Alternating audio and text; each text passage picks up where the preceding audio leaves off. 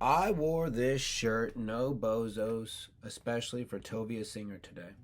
So let's get it started. I'm going to do a little reaction video to him and show you where he's very disingenuous and dishonest, and he knows it. But his job is just to try to fool Christians, and we'll get to that too, because right off the bat, I'm going to show you in this video I'm going to react to that it's not always what it seems. Follow me. Check this out.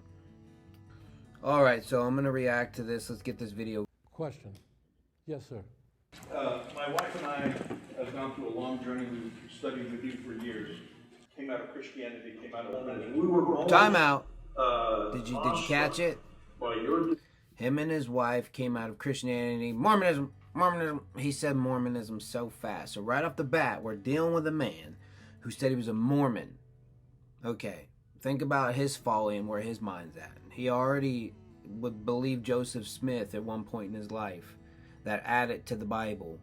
Said that God came and gave him golden tablets that were buried, blah, blah, blah. If you could look up the story of Mormonism. So I just want to point out, this is the man that's asking the question here. Okay, let's continue. Awestruck by your description and then our follow-up research on the intentional corruption of the Christian scriptures that blew us away. Could you recap some of the key corruptions by the Christian authors, both of the New Testament and of the Old Testament? I'm going to play, because this is a long video, I'm going to react to a few things he said in this that are totally incorrect.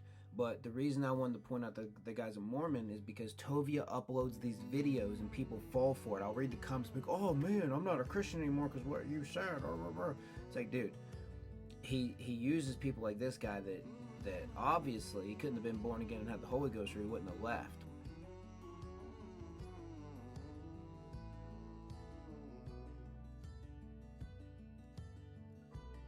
But the point is, Tovia does that to try to make Christians look dumb, right? He tries to make Christians look like, oh, I converted a Christian. The guy said he was a Mormon.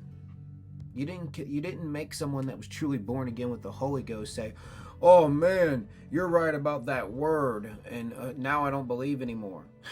Jesus said he would infinizo reveal himself to you, manifest himself to you. Once he does that, and you know, even if someone like Tonia Singer tries to trick you and show you some Hebrew word means this and it doesn't mean this and this, you already know, because it's like if you have two parents, you're like, no, I know my mom and dad exist. Like, I talk to them. I know them.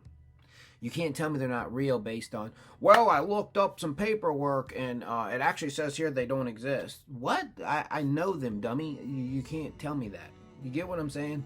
So this is what's going on. He's trying to make it seem like he's converting Christians who have the Holy Ghost because of words and things he tries to point out in the Tanakh. And he doesn't even do it well. And I'm going to prove to you right now how full of it he really is. Let's get to the point. Matthew does what Luke doesn't do, in that he says the fact that Jesus was conceived to a virgin is not an ordinary event. It was foretold by the prophets, and then completely misquotes Isaiah chapter 7, verse 14. If you had a Christian study Bible, it would tell you that you will find that verse in the book of Isaiah chapter 7, verse 14. When you look up Isaiah chapter 7, verse 14, it just isn't there. It's not only that critical word we're looking for, virgin, isn't there. The word that appears in Isaiah 7:14 is Hine ha'alma hara, behold, the young woman is pregnant. Incidentally, it is young women that have babies as opposed to old women. There's nothing unusual about this. Okay, to make this very simple and easy to understand,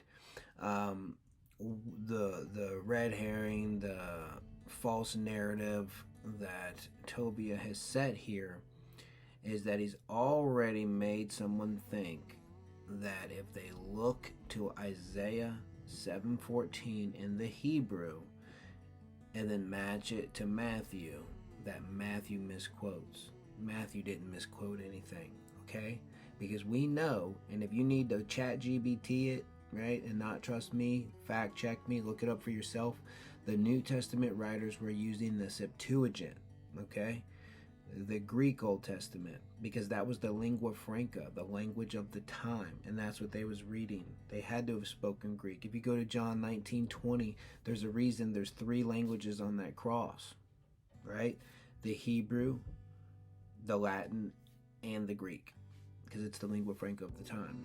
They had to have spoken Greek, at least some Greek, and that's why the New Testament writers wrote it in Greek. God knew what he was doing to preserve. That was the language of the time, just like English is now, to get his word through the world, right?